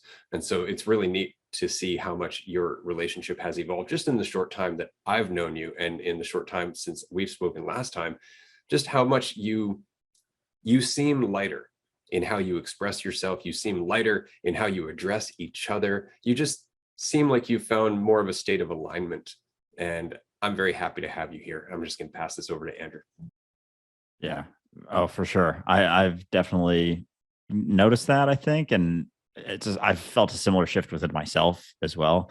I don't know, maybe the moon's aligning or something, and we're all like, I'm fucking around. For anyone who has never listened to an episode, I'm just kidding. I actually was curious, Ray, because we've never actually specifically talked about, and you don't have to if you don't want to respond, with those arguments with Melissa that you had early on. What did they oftentimes revolve around? Was it like just everything? Was it about some of these deeper recognitions? Was it about, some shallower type stuff about like day-to-day little, like, getting caught up in minute things or desiring certain things versus not needing things? I'm curious, because I don't think we've ever really talked about that, but you brought it up a couple times. We haven't actually really talked about that. The arguments or the frustration really came from the fact that for the first time in my life, after having woken up for several years before I met Melissa, I just knew what my values were. I knew what I saw in the world. I knew what my life meant to me, and it didn't involve anything outside of myself giving me value. And so when I met Melissa, who came from a fairly wealthy family with a certain set plan to go to university, become a psychologist, her parents had bought her car for her. She lived in an entirely different world than I did. And it was incredibly privileged. And so when we started hanging out, she would tell me her perspectives of the world. Like, you know, for example, well, it's your job as my boyfriend to take me out and buy me things and do all that. And no, it's not. That's a lovely role that you have in your head. And I suggest you go and find somebody who's going to meet that role, because it's not going to be me. And so that was a good, one good argument that we had. The other argument we had was, and I expressed that if I ever need her, I'm leaving, which didn't go across very well the first time until we had that talk and recognized codependence doesn't help anybody. It doesn't help anybody. But when we're raised in a mentality where we think being needed gives us more value, it's difficult to see beyond that. And so when somebody says, I don't want to ever need you, it feels like a shot to us. Like, oh, am I not worth needing? It has nothing to do with you. If anything, it means that I value you that much that I don't want to bring toxicity to our relationship. And so these were the conversations. It was very much, why aren't you playing the role that society, my parents, and everybody has always taught me you should be playing? And me going, because I don't fucking want to, and I don't have to. And if you're going to expect me to, you should go find someone else. And so that process was a hell of a journey. And kudos to her for sticking it out, because admittedly, every step of the way, we're like, we can cut this off anytime. We can just end this now. And it was because we had that understanding that we weren't trapped, that it continued to work. That the argument didn't reflect on how we cared about each other. It was just an eruption based on tension, based on old stress, based on assumptions, based on concepts. And so we just had to work through them until we could see the underlying reality behind it, where we could establish a bridge and find that common ground. But yeah, it was the process of basically just wearing down the walls between us. And it was such an interesting process to look at, because I know when I was younger, I would have changed who I was so she would like me. And in every step of the process, I had to remind myself, I didn't like that person that I was when I was doing that. And it's not something I would want to do to anybody else. And so there was just this ongoing process of, is this important to us? And why? And if the answer was for certainty, or the answer was for value, or the answer was for anything like that, that is not a good enough reason. Right. And so we would try and pound it out. And that was basically the first 6 months of our relationship. And then shortly after that, I think 6 months later, we ended up going out to the rainforest. And that was the next big test, because of course, all the comforts are gone. There's no electricity. There's no heat. You're soaking wet half the time. It's been 3 or 4 days since you've showered. So all the intensity is around you, and it's really, really pushing you to focus on your little frustrations or the remaining things that you have preferences and opinions about. And that's what causes the arguments. That's what causes the frustration, is when you're so focused on yourself and your opinion that you can't see the other person going through the very same journey. Can I ask a question? Like, did you guys fight a lot in the rainforest, or did your environment change the way you viewed conflict? That's a really good question. I would say that we fought for the first week. I remember very clearly our first night in the forest as the sun was going down, because it was the end of November, and I was scrambling to get wood and set up the tent, and Melissa was just kind of standing there. I'm like, move your ass, get the wood, there's an axe over there. And she called me a Nazi, and it just wasn't pretty. And it was because she had never been out in that environment, and I had to remember that. I was so busy trying to make sure she wasn't going to freeze that night and that she had a place to sleep that it didn't dawn on me she had no idea what I was doing. And so that was another opportunity for us to establish a bridge. That was another opportunity for us to recognize that we were in it together, that in helping her understand and helping her adapt, I was helping myself as well. And so that's one of the reasons we've become such a good team over the years.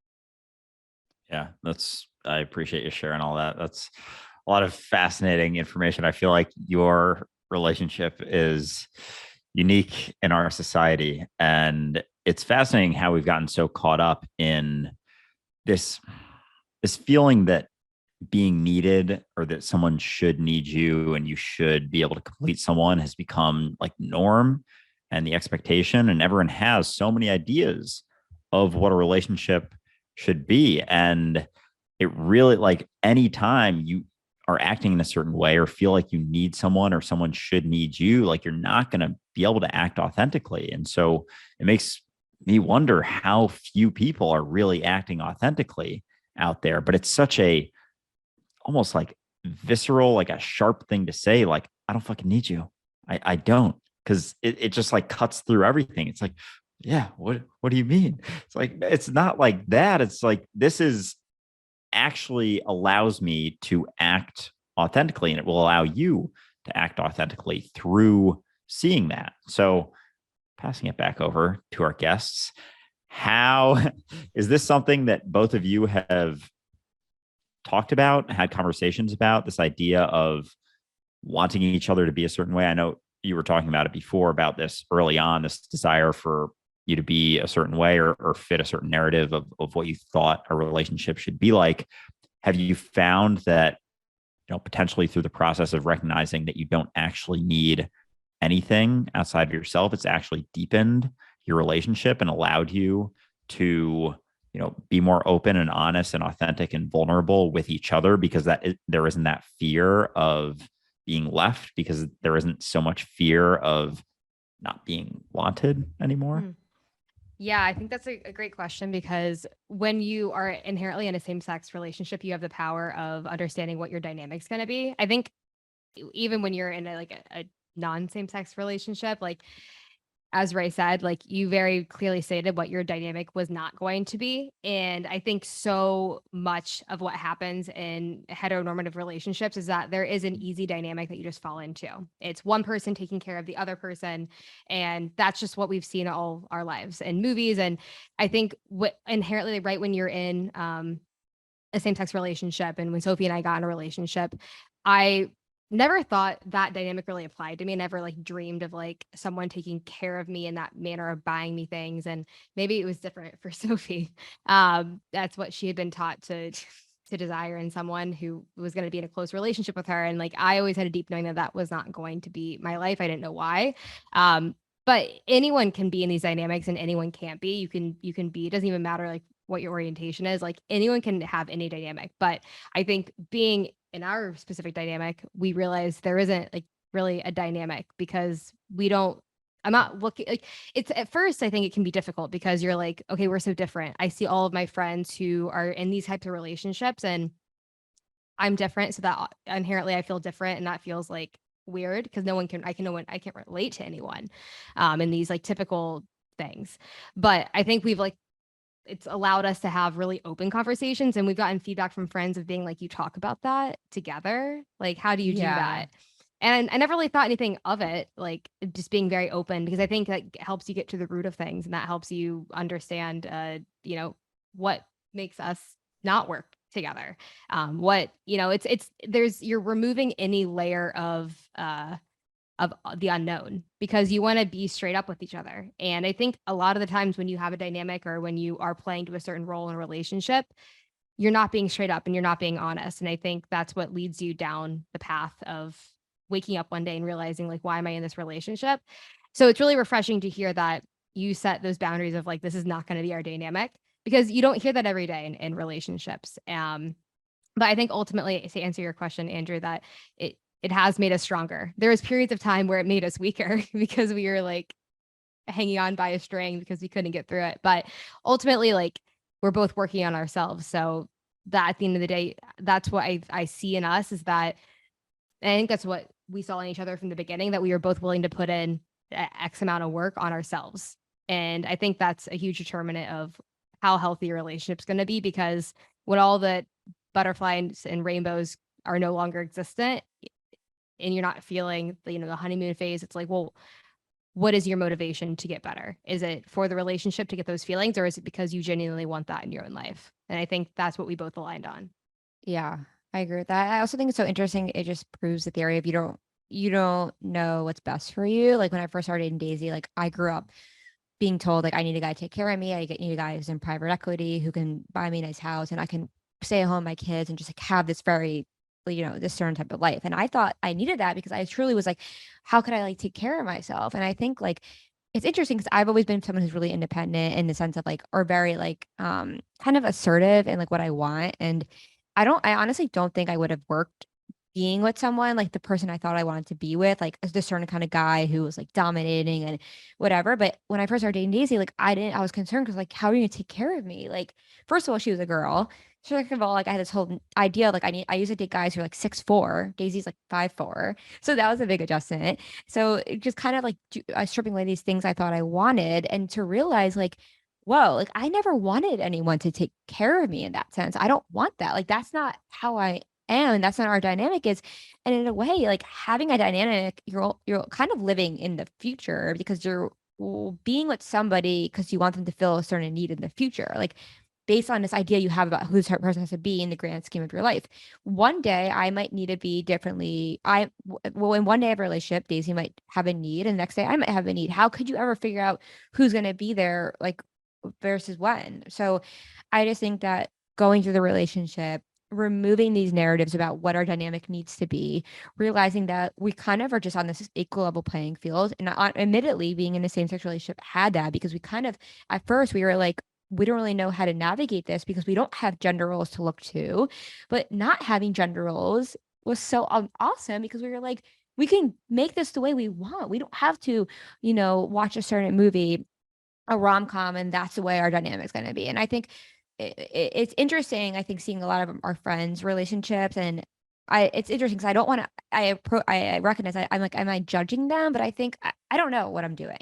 But I think that like when I hear their relationships, I'm almost just like it feels like they're so like, all right, we're getting married, like we're doing this, we're doing all these things, and again, you're just checking out the list. You're checking out the list, and I marriage is not even like yes in the future. I don't know. Like it's like I thought I used to, and I've recently gotten to a point where I'm like, is having kids selfish?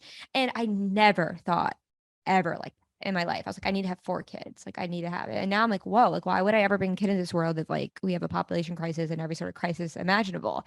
So it's just crazy how you don't know what you want. And by stripping back the layers again, you get to find out, whoa, like this dynamic what works for me, and this is now bringing out if I was dating someone who was like controlling, I don't even know like where I'd be right now, like if I was dating the person I thought I wanted to date.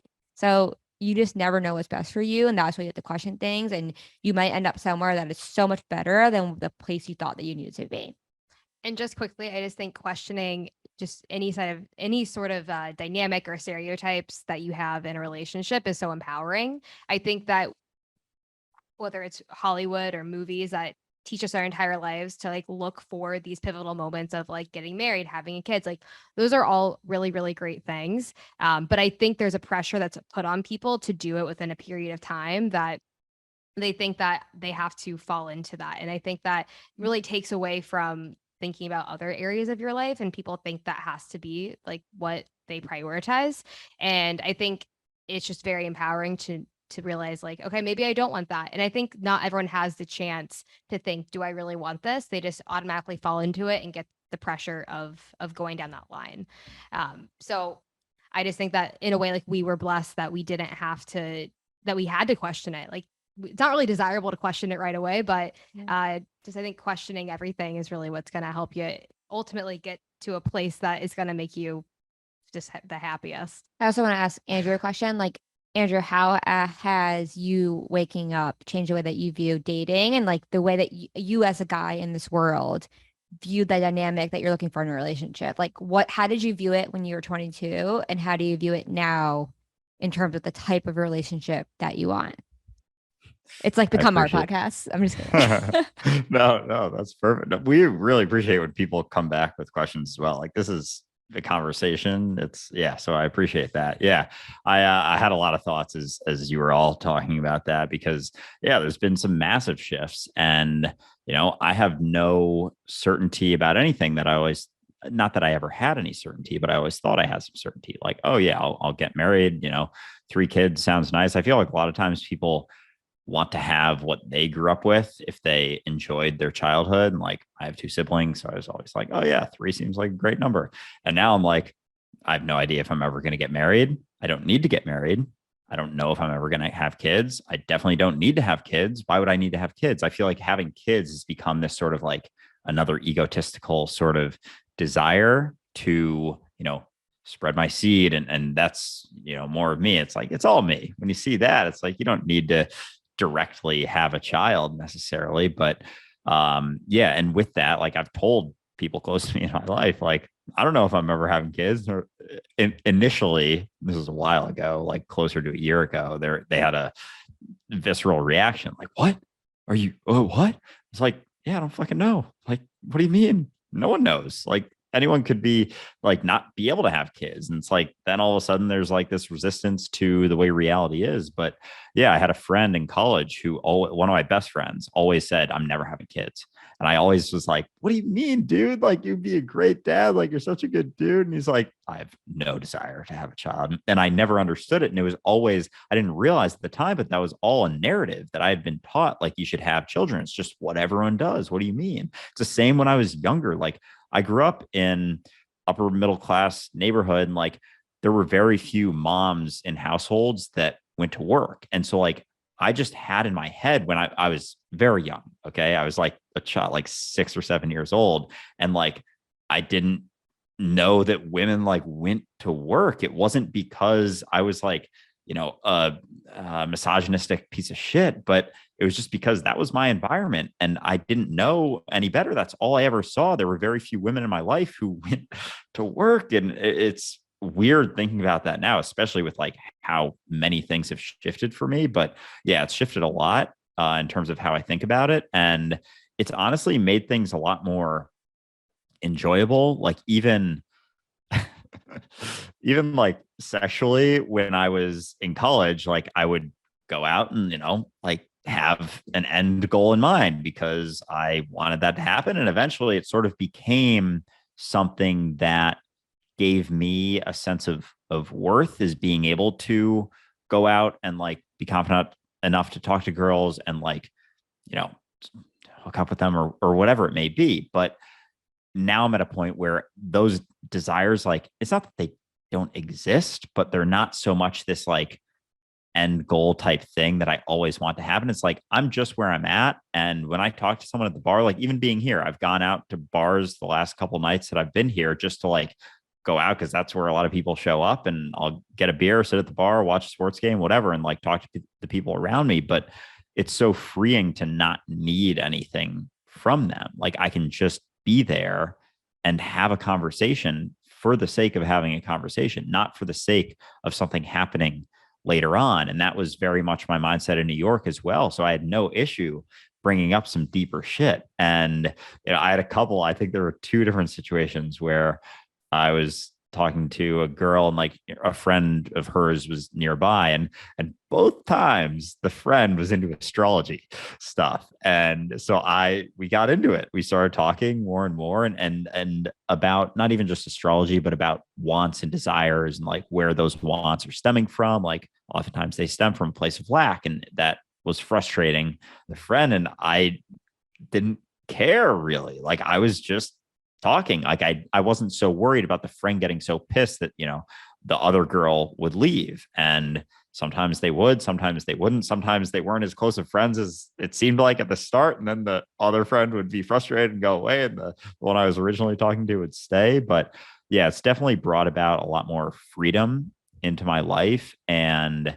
just an ability to act authentically and talk about whatever the fuck I want to talk about in any situation. And going into, especially when I go on dates too, it's like there aren't really nerves anymore because I know there's nothing that could necessarily go right or wrong. I'm just going to be there and be there for it, go on the date for the sake of going on the date and see what happens. Like, not for the desire to start dating this person or to go on a second date.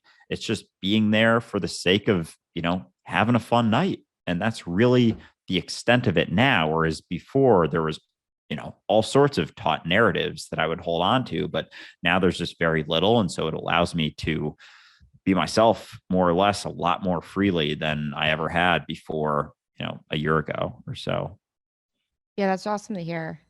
Because I think it's interesting, especially like being a guy in this world. Naturally, I think there's different type of pressure on you for dating and providing and being like fitting into the mold of a guy. And it was really interesting because we interviewed Michael, he's in his 60s, and he was telling us like growing up in the South, like he had to shoot his first gun. He had to do all these things. Like the way that a lot of guys are forced into this certain type of masculinity and a certain type of idea of like who they need to be. And I think that it's just unfortunate, because I think that unfortunately, I think, has shaped so many men. And it honestly impacted the way that I viewed men for a long time, because I feel like when you go to college, you have all these experiences with guys and they're all kind of dicks, and it's just like they're all so ego, and they're just like, like there's the classic like wearing the vest investment bankers in New York City, like on a Friday afternoon, like those kind of guys. I'm not judging them, but I'm just trying to paint a picture of like so ego. I think it doesn't need to be like that, but I think the world kind of views guys to be so toxic sometimes, creates this idea and this narrative about who men are, and it's just not true. Like they're human like us, and I think that it's awesome to see like Andrew, who embodies like what this like certain type of guy that a lot of guys probably would strive to be like at this age. See him be more vulnerable and open about yourself, because it shows other guys that they can be that way too. Like they can be more in touch with their emotions. They don't need to get married and live this life right away. Like I think it's really awesome to just get that exposure into the world, because we need more guys like that to kind of break this idea bubble that like men need to be this certain type of way, because I think that just that stigmatizes them, which is it's not fair, because guys deserve better than that, because there's a lot of awesome guys out there. Yeah, absolutely. I would say that gender identity is more of a problem than anything else. And I mean that in the same way as any other identity. The idea of a guy is irrelevant, because it really isn't a thing unless it's taught and drilled into your head, and then you're forced to to think that you have to live up to this idea of what a guy is. And I got it in the same way. I grew up in Northern Ontario. It was nothing but driving around on four-wheelers and shooting shit and playing in the bush and getting in fights and going out drinking and doing all that. And I was pretty young when I was doing all that, and there was very much this impression that if you didn't do that, you're not a man. Then you got to be gay. And that was very much what I grew up with. And what's interesting is that because I didn't have any male role models in my life, I almost got a chance to step out of that. I never identified as a guy. It was more or less something I had to camouflage myself to deal with on a day-to-day basis, but it was never something that I thought of myself in terms of being a guy or a dude, which is why, in all honesty, I have a certain degree of impatience when it comes to dude conversations about typical stuff like, going to the gym, watching sports, and how many beers you drank on Friday, that kind of thing. I have no interest whatsoever. But again, I've learned how to adapt to those conversations and blend in, because I've had to over time. But I think that if we were all just let go of this idea that our body defines our role in any way, shape, or form, that we would have an entirely different conversation. I mean, when it comes to the difference between male and female, we're really just talking biology. And in that case, we're really just talking about the different attributes that we're born with. I mean, men are born typically with more physical strength. Women are born typically with more intelligence. And again, I don't mean to generalize there, but it's typically true. And because of those attributes, we've taken on different roles throughout history. But the problem is that then we started saying, oh, well, if you're female, you must have that role. If you're male, you must have this role, just because that's what we did, by and large, not all the time. So we're always generalizing, we're always forcing it into identities. And then we think we have to live up to those identities. And it creates nothing but conflict and stress and so on and so forth. But I'm not going to get into gender identity in this roundtable, because that conversation could go on for a much longer period of time. And I'm sure we will get into it eventually. We are coming up to the 2-hour mark, so we are going to wrap up here. I did want to say very quickly that the overall theme of this conversation has been the importance of letting go, the importance of getting out of your own way and establishing sensitivity, which really is the foundation of any solid relationship. And so in the same way that I experienced it in my life, Andrew's experiencing it in his life, you're both experiencing it in your life, in your relationship with each other, as well as your relationship to your audience. I think it's incredible to see this happening, that the insight of letting go is really getting its stride in our collective mentality. And I thought it was really interesting today that somebody implied to Andrew that although he is on his journey to letting go, because he's still promoting dualistic unity, he hasn't really let go yet. And I thought that was a really funny statement from somebody who's never listened to the podcast, because if they did, in the same way that the Wildflowers podcast is done for the enthusiasm of doing it, so is dualistic unity. This is part of the process of letting go. Our podcasts are an embodiment of our process of letting go. And so I'm very inspired every time you release an episode. I'm very excited for season 2. Thank you so much for joining us. I'll pass it over to Andrew here before we wrap up, but I just wanted to say it's nice talking to you again.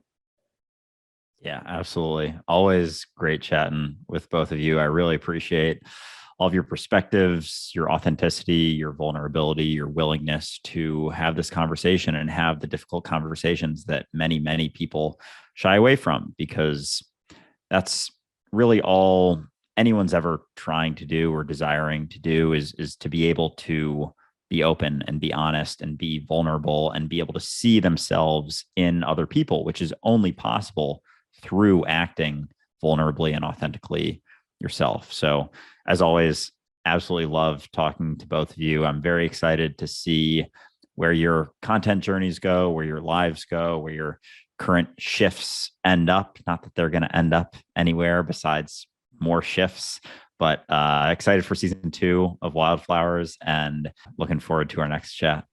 Yeah. Thank you guys so much for having us. And it was great chatting with you and talking about everything under the sun. Yeah, I feel like we could talk for like 5 hours, honestly. There's so much to talk about, but yeah, thanks so much for bringing us on. It was so awesome. And I think just like you guys said, like the point is just to keep having this conversation, not because it really doesn't, not because for any sort of reason besides because we need to have the conversation so other people could have the conversation, so other people can have the conversation. And Ray says it's ripples, right? So thank you guys so much for letting us come on. It's been such awesome. And we just look forward to this conversation continuing to grow. Well, we're definitely going to have you back in season 4. To our listener, I definitely encourage you to go and check out the Wildflowers podcast. Join them on Patreon, join them on Discord. If you're on our Discord, you can actually find both Sophie and Daisy there. I'll get them to leave a comment after this episode goes live, so that way you can find them easily. Thank you so much for joining us. We will see you again next week for episode 16. Bye, everyone.